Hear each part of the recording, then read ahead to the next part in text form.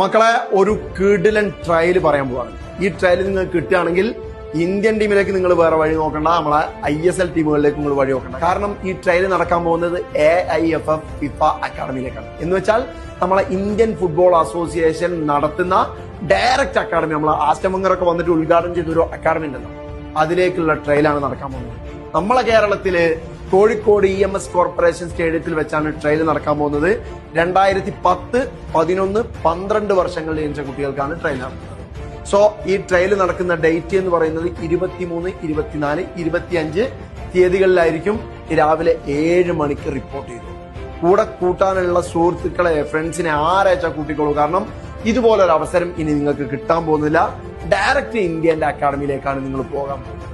so 23-ന് 2010 ജനിച്ച കുട്ടികൾക്കും, 24-ന് 2011 ജനിച്ച കുട്ടികൾക്കും, 25-ന് 2012 ജനിച്ച കുട്ടികൾക്കും